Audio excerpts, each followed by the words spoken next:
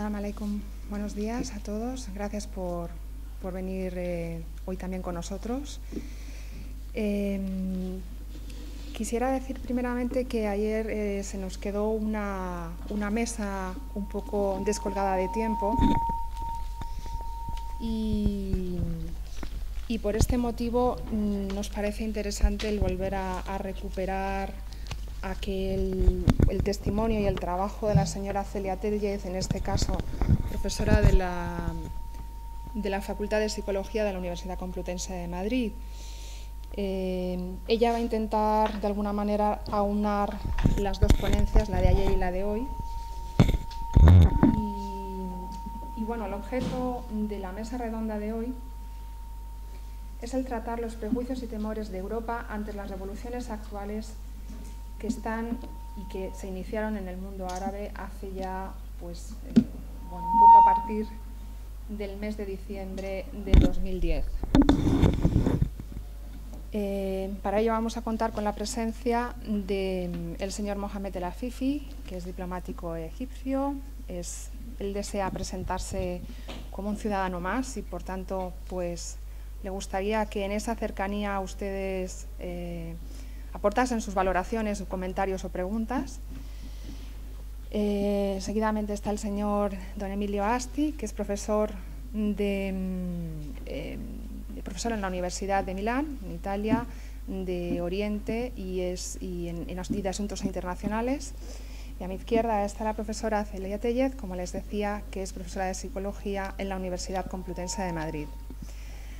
Para iniciar un poco el marco de esta mesa redonda, me voy a remitir un poco a dar unos apuntes de los titulares más importantes que ha dado la prensa española a lo largo de estos meses. Por ejemplo, el 15 de enero, el país hablaba de que se produjo una revolución democrática en el Magreb, con un joven mártir que ha cambiado el destino de su país. También hablaba de que el ejército de Túnez había rechazado participar en la represión y el papel clave que tenía ante el vacío de poder. El día 18 del mismo mes de enero del 2011 decía el titular del ABC: 3 egipcios se queman a lo bonzo en El Cairo y Alejandría. Seguidamente, el día 20 de enero, decía el país que la chispa tunecina prende en Egipto, a lo largo de una serie de cadenas de intentos de suicidio a lo bonzo en distintas ciudades egipcias.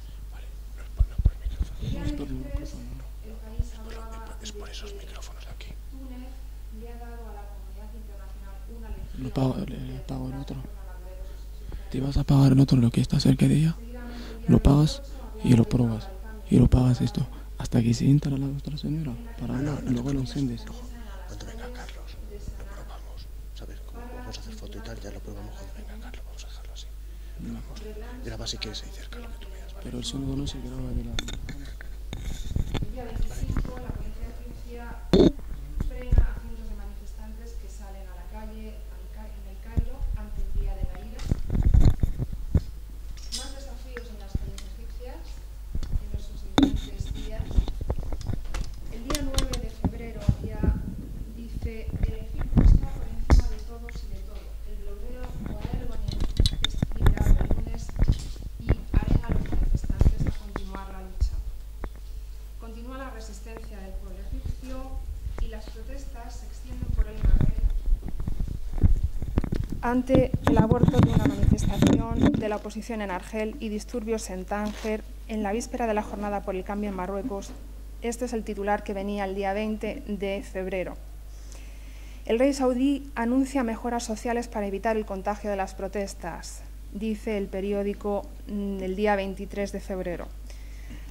El día 10 de marzo, una ola de cambio en el mundo árabe. El presidente de Yemen ofrece una nueva constitución que modifique el sistema electoral. El día 20, miles de marroquíes salen a la calle a pesar de las reformas anunciadas por el rey Mohammed VI. El mismo día 20 dice: 5 países árabes se suman a la coalición internacional contra Gaddafi, Emiratos Árabes Unidos y Qatar colaboran con el régimen de Bahrein. El día 23 ya de abril dice: el presidente de Yemen acepta el plan para dejar el poder a cambio de inmunidad. El día 26 de abril, Francia e Italia, ante la oleada de flujos masivos de migraciones, especialmente a la Europa meridional a través de la isla de Lampedusa en Italia, Francia e Italia quieren revisar el acuerdo Schengen. París pide cláusulas de salvaguarda para restablecer controles fronterizos. El ataque islamista, o no, dice el titular del día 29 de abril, sangre en Marrakech. También se pregunta el mismo día qué es lo que quieren los marroquíes. Y también se preguntan y se consulta qué es lo que el director de la Liga Árabe cree que es el objeto de esa reclamación de cambios en los países de la zona. El día 1 de mayo, los islamistas de Egipto crean un partido político y el mismo día 1 asciende la ultraderecha en Finlandia. El día 2 se pregunta una editorial del País, se pregunta: ¿y si Al-Qaeda no existe? El mismo día 3 aparece la noticia de la muerte de Bin Laden y las reacciones del mundo islámico. El día 4, Fatah y Hamas firman en El Cairo el Acuerdo de Reconciliación Palestina. A lo largo de todo este periplo, el día 11 de mayo, El País emite un titular en el que establece una cronología de las revueltas sirias, empezando desde el 26 de enero. Y el día 17 de mayo hay un titular que dice: los sábados de Islandia, que empezaron en octubre de 2008, llegaron al 15M, la revolución islandesa y su reforma constitucional junto con las revueltas árabes. Esto hace mención a las revueltas que están teniendo lugar en España en puntos claves de las ciudades más importantes de España, lo mismo la Puerta del Sol, como Plaza de Cataluña, etcétera. Con esto quiero dar la palabra inicialmente a la profesora Celia Tellez. ¿Tiene la palabra? Gracias. Assalamu alaikum, sabah al-khair, con todos la paz y buenos días a todos los que no hablen. Yo voy a intentar integrar lo que estaba programado para ayer de mi intervención, lo que ayer se había planificado, con lo que corresponde a la mesa redonda de hoy. Entonces, el título con el que se iniciaba mi exposición, se debería haber iniciado la exposición de ayer, yo lo pensé de la forma siguiente: las revoluciones árabes. ¿Qué decir desde la perspectiva de la psicología de la motivación? Es decir, en palabras lo más llanas, que es lo que voy a intentar utilizar, ¿cómo es que eso ha ocurrido? Hemos visto un conjunto de personas, pueblos enteros, que se han movido. Precisamente eso es lo que se estudia en la psicología de la motivación. ¿Por qué la persona, al-insan, se mueve? ¿Por qué se mueve? ¿Y en qué dirección se mueve? ¿Y a qué intensidad se mueve? Eso es lo que busca justamente la psicología de la motivación. Yo no voy a ponerme pedante aquí con conceptos de motivación, pero sí unos pocos que creo que ayudarán, unos pocos conceptos que pueden ayudar a entender la situación. ¿Por qué se mueve la persona? Las teorías que más me convencen las he tratado de representar, están en parte representadas en este dibujo que me he hecho, pues no muy ágilmente, pero bueno, es un dibujo. Vemos aquí a la persona y vemos una franja, la persona, una franja y aquí un objeto. Eso sería un esquema general de cómo comprender a la persona. Nosotros mismos, yo misma aquí, estoy en una situación que está representada ahí. Tengo una barrera que me impide atravesar hacia donde está el resto del público oyente. Y puede haber objetos, puede haber un objeto, esta botella, que me puede ser más o menos atractiva. Este objeto aquí, más o menos atractiva. El atractivo que pueda tener esta botella dependerá de mi estado de necesidades. Si yo tengo que hace muchas horas no he bebido nada, estaré muy sedienta y esta botella se me hará enormemente atractiva, a veces imprescindible. Entonces, con este esquema podemos pensar que es uno de los principales motores por los cuales hacemos cosas los seres humanos. No es el único. Hay los objetos que pueden ser más o menos atractivos en función de necesidades, generan fuerzas que nos hacen movernos en una dirección y a una cierta intensidad. Si yo estoy muy sedienta, correré en pos de a tomar esta botella. Intentaré tomar esta botella a toda costa. De hecho, hay gente que se mata por beber, etc. Mucha gente ha ido en el desierto y se ha encontrado un pozo, pero que estaba rodeado de gente que no le dejaba beber. Es una situación como muy trágica, ¿verdad? Otro motor importante es las necesidades, es decir, los objetos que nos generan deseos de conseguir esos objetos y otros las necesidades que tenemos. Entre esos dos motores, uno que pudiéramos decir llevamos por detrás y otro que aparentemente se ubica por delante, la persona se mueve. Y en medio hay operaciones psíquicas, operaciones que hace el cerebro, que hacemos todos, que son fundamentales. Y ahí el ser humano manipula mucho a los restantes seres humanos.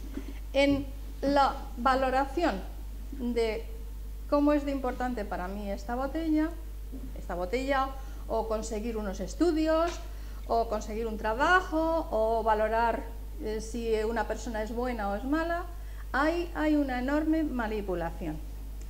Es una operación, la operación técnicamente se llama valoración, y es los juicios, las ideas que nos hacemos de si una persona es buena, de si un objeto es bueno o malo, si lo necesitamos o no lo necesitamos.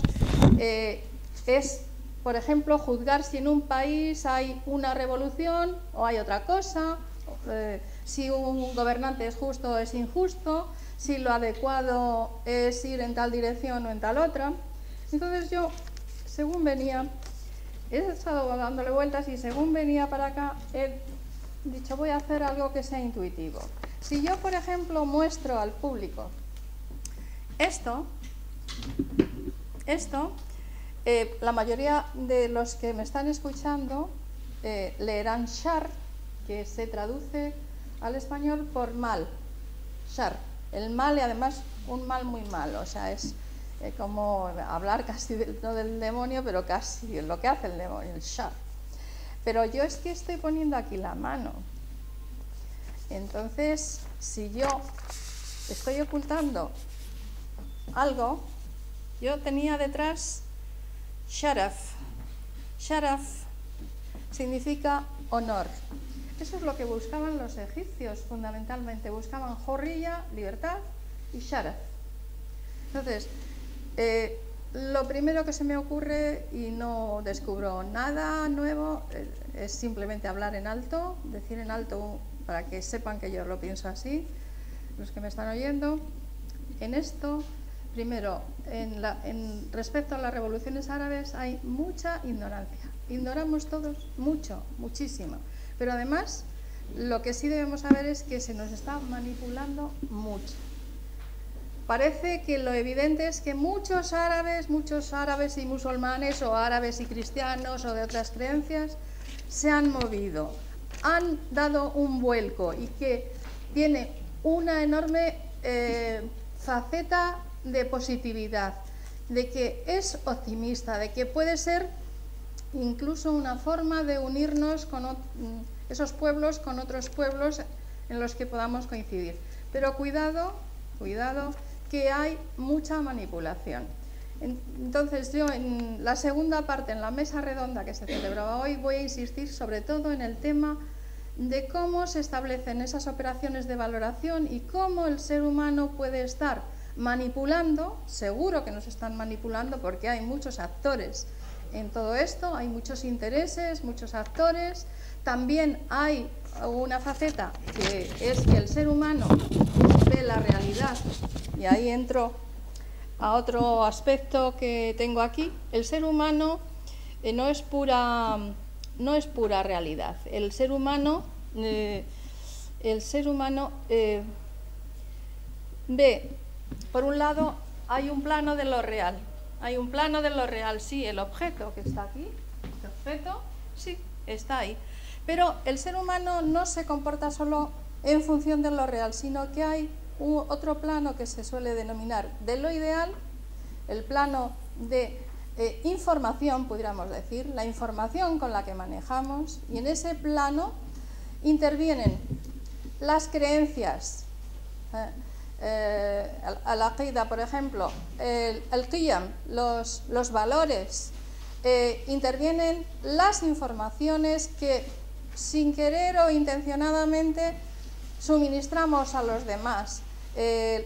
Interviene toda una serie de cosas que hace que la valoración que haría un físico de esta botella de tantos centímetros cúbicos de agua, tal material exterior, etcétera, generalmente el ser humano no actúa en el plano de lo real, sino en un plano donde interviene muchos otros aspectos que son ideología, que son información, que son creencias, por ejemplo, acerca de qué utilidad o qué beneficio me va a aportar a mí un objeto, o qué beneficio voy a obtener yo si en tal país las cosas van en una dirección o si van en otra.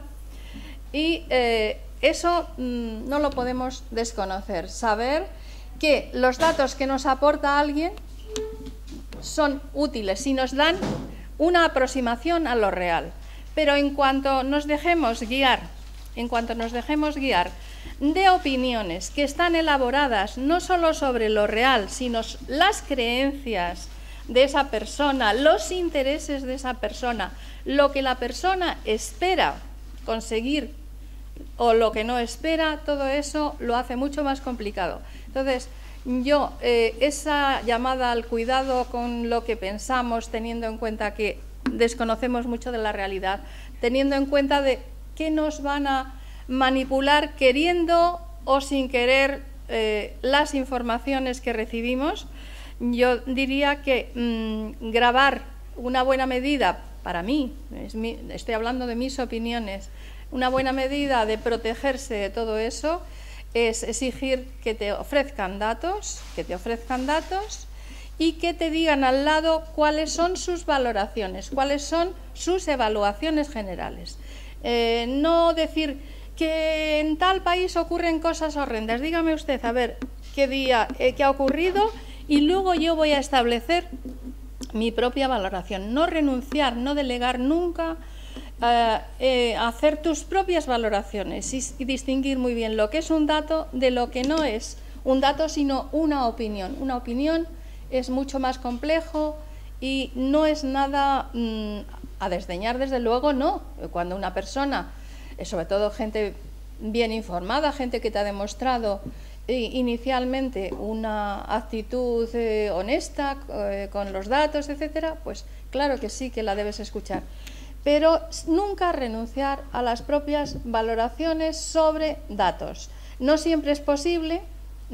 Realmente no es siempre posible hacer eso, porque hay muchas realidades que nos quedan lejanas, que se nos escapan, que no podemos contemplarlas en directo, pero tener muchísima precaución sobre ese asunto. Aquí, para hacer más inteligible, yo he puesto una serie de imágenes que retratan lo que es el proceso de la valoración. Esta persona, no es nadie en concreto, es una imagen que he conseguido por internet, delante de un objeto va a establecer las valoraciones. ¿Qué valoración? Dependerá de su estado de necesidad.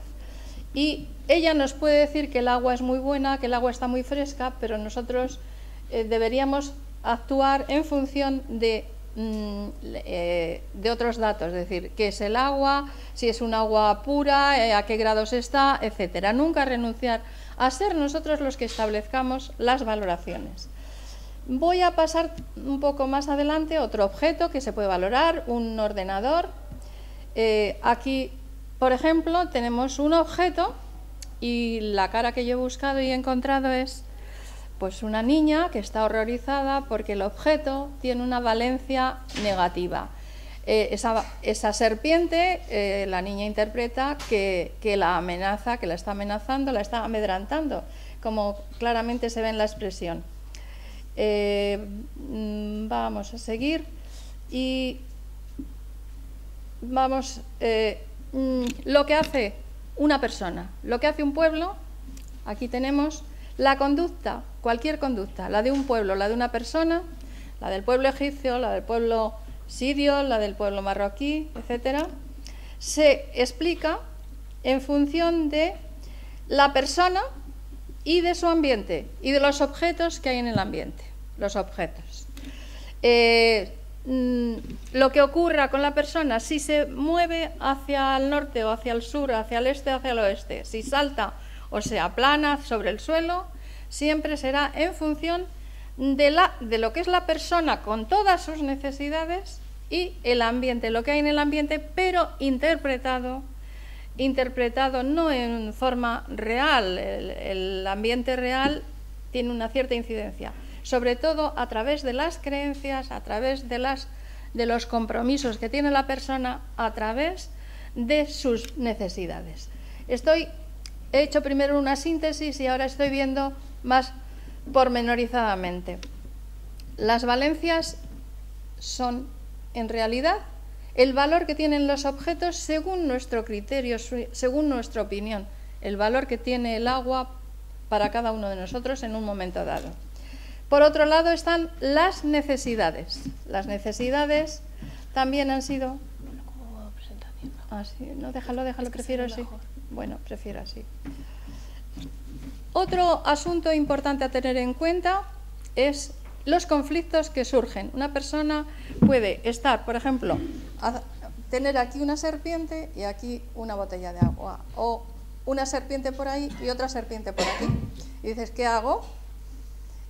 A veces nos encontramos en situaciones en que si vamos por allí mal, pero si vamos por aquí también muy mal. O al contrario, por aquí tenemos algo apetecible y por allí también. ¿Y qué hago? Hay situaciones conflictivas. Me refiero al tema de los conflictos, es importante tenerlo en cuenta porque en situaciones, por ejemplo, yo he leído algunas publicaciones sobre la situación en Siria. Hay cosas que indican que mucha gente querría cambiar la situación y hay otros que dicen, sí, pero tenemos ahí a Israel, ahí tenemos a Israel, ¿y qué hacemos? Entonces, en el mundo árabe creo que tener en cuenta cómo se generan los conflictos es muy importante, ver entre qué fuerzas se mueve la gente en el mundo árabe, entre qué coyunturas conflictivas.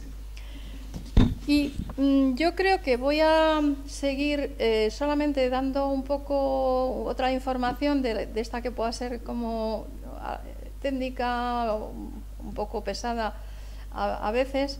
Voy a presentar la pirámide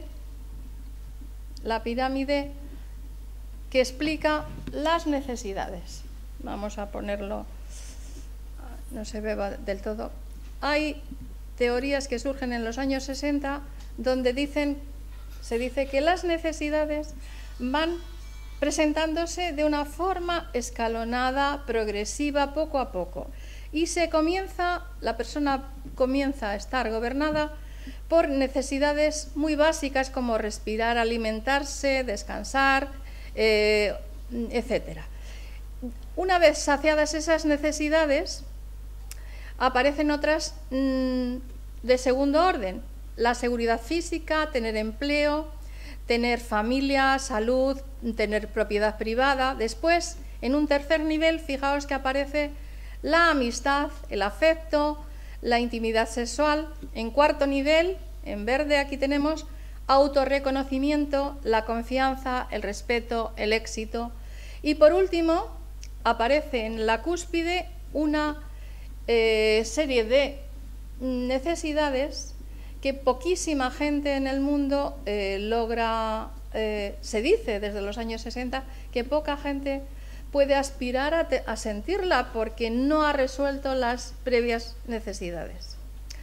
Esta pirámide, esta necesidad se llama de autorrealización. Equivaldría en cierta medida a tener honor, eso es lo que piden los egipcios, el sharaf, de tener dignidad, como en España se dice indignaos, sentid en el sentido de vídeo inverso esa emoción de la dignidad. Es una forma de reivindicar la dignidad para el propio ser humano. ¿Por qué traigo yo esta pirámide aquí?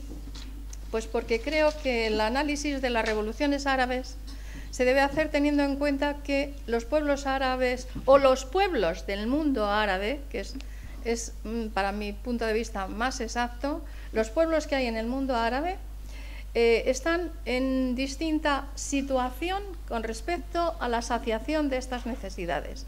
Hay pueblos que realmente, hay gente en el mundo árabe y en Europa también que lo tiene muy mal para tener una casa, para comer, para tener lo más mínimo de subsistencia, lo sabemos. No podemos analizar todas las revoluciones, todo esto que se ha llamado las revoluciones, de la misma manera.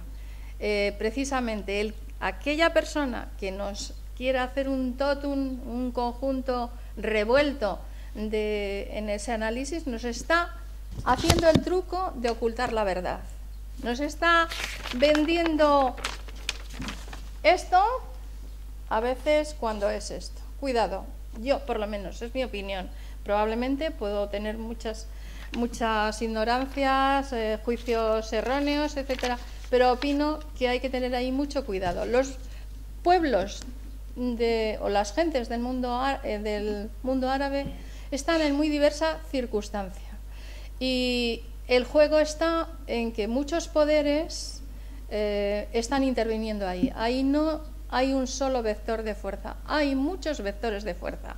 Unos con los cuales yo apoyaría, impulsaría para que se hicieran más fuertes. Otros para nada, porque van en la dirección opuesta de mis criterios, de mis opiniones. Y repito que pueden estar muy equivocadas. Tengo muchísima más información. He abierto aquí, por ejemplo, el texto traducido de la chica que incendió, que quemó la situación que había en Egipto, Masad Mahfoud. Tengo también las reivindicaciones que se hacían en Marruecos y no voy a prescindir de una cosa, que es ver lo que el 25, creo que era, el 25 de febrero, me parece que fue, decían los iraquíes, que de eso poquita cosa se nos dice. Es una de las pruebas más contundentes para saber que efectivamente nos están ocultando mucho la realidad. Fijaos, la lista de 100 causas, supongo que algunos las conoceréis o quizá todos,